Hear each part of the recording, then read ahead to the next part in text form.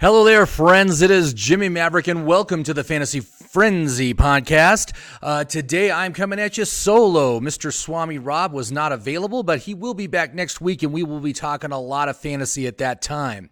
Now, we got a lot of stuff to cover, the first of which is the Week 5 wrap-up. It was not a good week for me for fantasy football. I ended up going 1-5 in my leagues, and it was just a brutal, starting with Thursday night, starting with that amazing Russell Wilson performance. Basically, everybody that played against me had a player that scored more than their projected points, and I myself ended up with a bunch of players who scored less than their projected points, including Robert Woods and Brandon Cooks. And so I was already kind of behind the eight ball going into Sunday, and things didn't get much better. A lot of people had players that were the ones that went off, the Will Fullers, the Michael Thomases, those guys. And boy, it was rough. But here's the thing, man. This happens in fantasy football. I'm usually more inclined to see those crazy kind of things happening where players getting 50 points. That usually happens towards the very end of the season.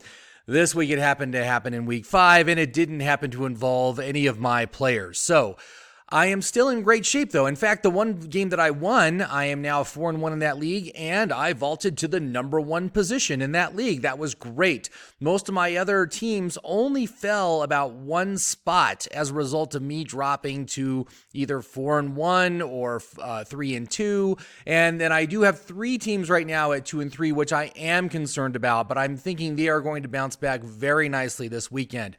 I've actually been doing very well. You know, I've been winning at a rate of about 2-1 so far this season. So I'm going to take Week 5 as a bit of an anomaly, and I expect things to get back to what I'm seeing in the projections and what I'm seeing on these team builds. Of course, Saquon getting back will seriously help me in the one team that I am the most worried about. But let's kind of talk about what else is going on crazy this season, and that is the wide receivers have gone haywire. I mean, I am shocked at what is going on with the top 12. I'm just gonna run down the top 12 players for you real quick. Okay, so who's the number 1 wide receiver in the league for fantasy purposes?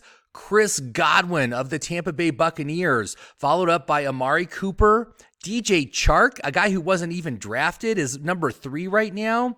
Cooper Kupp is doing great, and then Michael Thomas is the only wide receiver picked in the first 2 rounds that ends up in the top 5. It's nuts. Then we've got Michael Gallup, Keenan Allen, Terry McLaurin, another undrafted player, Adam Thielen, who is only up here in the top 12 because he had one gonzo game last week, and now all of a sudden he's up there. Same with the next guy. Mike Evans has had one gonzo game, one okay game, and 3 turkeys, including the 0 burger he dropped on us last weekend. Obviously, that was one of the reasons why I lost one of my games. Then we got Kenny Golladay, and finally Julio Jones, another first-round pick who barely makes it into the top 12. Where are some of our first-round wide receivers? DeAndre Hopkins, currently averaging about 9 points a game in standard leagues, wide receiver 35. Devontae Adams is currently sitting at wide receiver 32. Juju Smith-Schuster, wide receiver 39. We're talking these guys are barely flex-worthy at their current valuations. Odell Beckham Jr., wide receiver 45. Tyreek Hill, of course, injured since week 1. We haven't seen him. Antonio Brown, of course, he isn't playing at all either. He's kind of out of the league. And Stephon Diggs outside the top 50. This is just bizarro land. I have never seen this before in fantasy football. And I am just truly shocked at how terrible these first-round receivers have been so far. Now, I do expect them to improve during the course of this season, but boy, it has been rough. If you are one of those people that invested early in a wide receiver in those first 2 rounds, you are hurting. Your team is hurting right now, and hopefully you're making it up with other players. But Anyway, we will see how that plays out, but that is just crazy. And don't kick yourself if you happen to take someone like DeAndre Hopkins. I think he's going to be fine, man. He's going to come back. He is DeAndre Hopkins. He is amazing, and it's not going to be the Will Fuller show. Will Fuller's a one-off. I fully expect him to revert back to what you have seen from him so far this year, which is about 7 or 8 points a week. So yeah, that is just part of the craziness of fantasy football. So let's get into the start sits, man. So obviously this is a tough week. 4 teams are on bye, and not only that, but there are 4 really good fantasy relevant teams. The Colts, the Bills, the Raiders, and who's the 4th one? Oh, I didn't even write it down on my little cheat sheet here. But this is going to hurt. I mean, it's going to be hard. Even when I say sit this player, it's probably going to be hard to sit any player this week because you probably have 2 or 3 players out, and there's a very thin roster behind you. But let's just get right to it. So my start quarterbacks for the week would be Kyler Murray and Matt Ryan. Both these guys are playing each other. Both these teams have terrible defenses. I anticipate this is going to be a very high-scoring game. I encourage you to start any player you can from either of these teams this week because it's going to be a good one. It's going to be a great week to play these players. So absolutely get as many of them on your starting roster as you can. Some sits this week, though. We got some bad matchups, man. First of all, we got Carson Wentz, who's going into Minnesota. Minnesota has just been choking the life out of quarterbacks this year. I just don't even want to mess with that. I would absolutely start whoever else you have in place of Carson Wentz. Likewise, Jameis Winston gets Carolina at home. The Carolina defense has been amazingly good for the past few weeks since Cam went out. And I'm fully trust that the Carolina is going to continue to dominate here. I would not start either Carson or Jameis Winston. So let's go on to wide receivers. So my first start for wide receiver is a guy, we already talked about him, struggling mighty hard, currently a wide receiver 45, and that is Odell Beckham Jr. This weekend, he's got a really nice matchup against Seattle, who has been poor against the pass. And I think he is the diva that he is. He is going to demand the attention that he so heartily deserves. I think he is going to come back very strongly this weekend. I would absolutely start him. He's at home. Seattle is not the easiest opponent. I do think Seattle's going to win this game, but I think they are going to be focusing a lot on getting the ball to OBJ. And hopefully he won't fumble this week. Also, another player who I think will continue to do well, Adam Thielen, the guy who finally did good last week, again, has a really nice matchup. Philadelphia, again, also vulnerable against the pass. And I think he is going to see, again, a very nice volume, probably a touchdown, maybe 2 if you're lucky. But I'll be very comfortable starting either of those players this weekend. Now, as far as sits, there's a lot of sits, but I'm just going to focus on 2. The first one is Juju Smith-Schuster. This one's tough, man. I spent a first-round pick on this guy. Now we're down to the third string quarterback. It is not a great situation. He's at the Chargers, though, and the Chargers really struggled last week against the Denver Broncos. So one would hope that perhaps the Steelers can do the same sort of thing to the Chargers that the Broncos did. I think the Steelers defense is better than the Bronco defense. And so hopefully Juju will get some production. He actually did all right last week, and I actually happened to sit him. I sat him for Tony Dorsett of the Patriots, who ended up getting a nothing burger because he went out early with a hamstring injury. So that was just like a double screw job to my team, and I just it was very tough to watch that happen. But Juju, I think he's gonna struggle this week. I would sit him if you can. Another player who I think you need to sit this week, Marquise Brown. This guy has been struggling to stay healthy this season. He has been on a very limited snap count, and that really worries me. They are playing Cincinnati. at home, so they should be able to, this should be a game that Baltimore will win. I'm pretty comfortable with the fact that they will win, but Cincinnati has been surprisingly strong against the pass. They are currently ranked 7th and in points allowed to wide receivers. So I just think the combination of a tough matchup and this injury, this lingering injury that he's been dealing with, just makes him a very high-risk player this week. I would probably just stay away from him if you can. If you've got a better alternative, I would start that. All right, so let's move on to running backs. So my first start for running backs, I was very impressed in his comeback this past week from his injury where he hadn't played yet this season, but Tevin Coleman came out, looked extraordinarily good in the Monday night game. Now he gets the Rams, and the Rams are vulnerable against the run. They can be run on for sure. You also got Jusiak. I hope I'm pronouncing that name correctly. That guy is going to be out, so that kind of thins out the ranks. It's Coleman and Breida for the most part in this backfield, and I think he is going to do very well. I would be very comfortable starting him this week. And here's another one, kind of outside, outside the realm of who you would consider, but I really like Kenyon Drake this week. You've got two winless teams playing each other. You got Miami versus Washington. Washington just fired their coach, and Washington is not good against the run. So I would fire up Drake. I think he's going to have a decent game. Is it going to be a barn burner? No.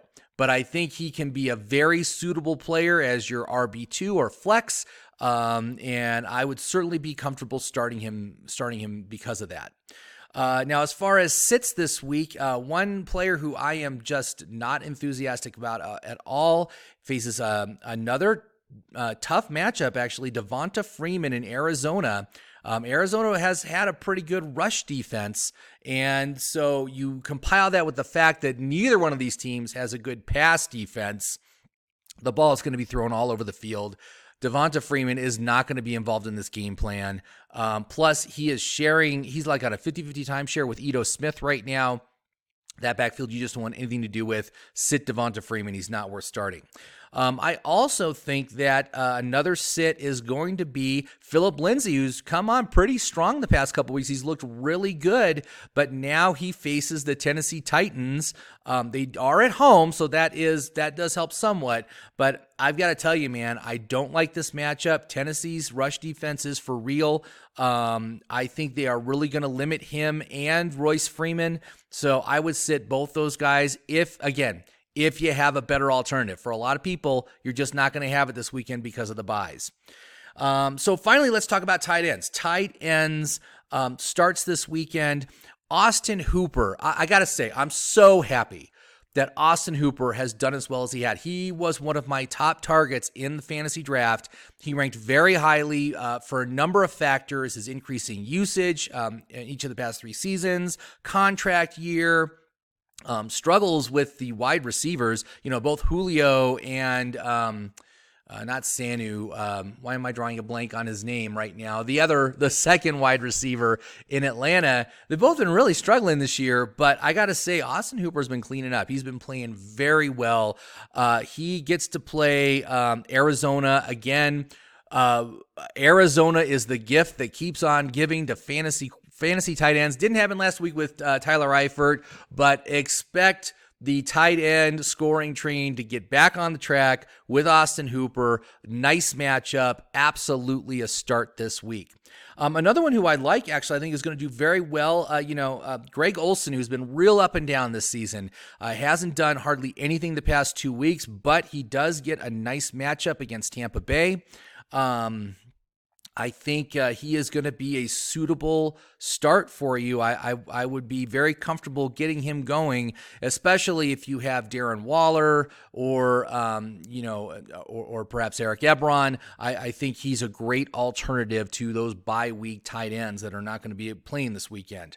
Now, as far as sits, and I got to say, I was checking out the waiver wire today. This guy is getting dumped all over the place. Delaney Walker, and I'm not surprised. He hasn't done anything. I'm very surprised. Marcus Mariota, Delaney Walker is usually his best friend in games, but they have just not been connecting. They have not been utilizing Walker in the game plan. So, again, he is a sit. They're playing at Denver. So I am just not comfortable with that matchup. I would not start him. And another player who I think is going to come back to earth really hard, Gerald Everett, who is one of the top pickups this week. I think he got snatched up in just about every fantasy league out there because he's been great. He's done really well the past few weeks, very strong performances. But now they're playing San Francisco. San Francisco's defense is for real, man. They are good. They are really good. And I think Gerald Everett is going to have a tough time this weekend. I would not start him. So there you go. There's my start sits for the week, for week 6. And one final thing I want to tell you about, this is something I like to start looking at this point, is I start to look at how do all the teams look as far as their end of season schedule. Before the draft starts, I am always looking at what their early season schedule is, the first 3 or 4 games, especially when it comes to my streaming options, the defenses and the kickers. But now is when I start to look at who has a really nice end of season schedule and who has a really terrible end of season schedule. Well, I've got some names for you here that you need to consider. And the first one is for a terrible, terrible fantasy playoff schedule, the Kansas City Chiefs. Man, I got to tell you, listen to their schedule. Week 14, that's the first week of fantasy playoffs at New England. Then week 15, they're at home against Denver. And then week 16 at Chicago. That is a brutal deluxe matchup nightmare that I don't think you want to deal with. And I think you need to start considering, you don't have to do it now, but you need to start considering the fact that you probably want to move Travis Kelce, Patrick Mahomes, any of the wide receivers and the running backs. Look to trade them out. You're going to get top dollar for them. You're going to get fantastic options as an alternative because they're all such tremendous superstars. But you do not want these players on your team in the fantasy playoffs because I do not want to deal with those matchups, man. That is a rough slate of games. Another one who I am not at all enthused with. Well, actually, you know what? I'm going to give you some names of teams that have actually pretty good end of season schedule. And so the first one is the New York Giants. Now, the Giants have a bit of a gauntlet in the middle of the season where they have some really tough matchups. But the New York Giants, week 14 at Philadelphia, week 15, Miami at home, week 16 at Washington. That's a pretty nice slate of games as far as fantasy goes. And so, again, just like I'm talking about how with Kansas City, you want to think about offloading these superstar players and trade them out for different guys, I think you should also be looking to get Giants players because I think they are going to be tremendous during the fantasy playoffs. There's a lot of injuries right now as well, so you can get the discount on them and get them into your lineup. And you don't have to do it now. Again, don't do this in week 6, but wait till the end of this month. Wait till the end of October, week 10. I don't know when. Maybe check your league to find out when the trade deadline is. Make sure you have that marked off on your calendar, and so that way you know when the deadline is, and so you can make these trades before that happens. And like I said, you will have no problem moving your Kansas City players. You'll have no problem picking up Giants, except for maybe Saquon. But again, Giants' end of season schedule is very, very nice. I also do like the Cleveland the Cleveland team, as far as their end of season schedule is very, very nice. Week 14, Cincinnati at home. Week 15 at Arizona. Week 16, Baltimore at home, who they've already beaten this year. So I think that, again, Cleveland players, they're not going to be that expensive outside of maybe Chubb. You should be able to get these players, accumulate them onto your team as we go through the season, and you can get these guys off the Giants and the Browns at bargain prices. So you're not going to have to trade much to get these star players. I mean, go out there, make an offer for OBJ, make an offer for Evan Ingram. You probably won't be able to get him yet, but make some offers for these guys because I think that they are going to be very valuable come the fantasy playoffs. So there you go. That is the Fantasy Frenzy podcast for today. I hope you liked it. Please like, comment, and subscribe on our YouTube page. And, like I said, we're just deep in the thick of it right now for fantasy football. It's a great season still, even with a bad week for me. I'm still looking forward to week 6 here. It's going to be a strong bounce back week. I will be back next week with Swami Rob, and everybody have yourselves a fantastic fantasy weekend. See you later.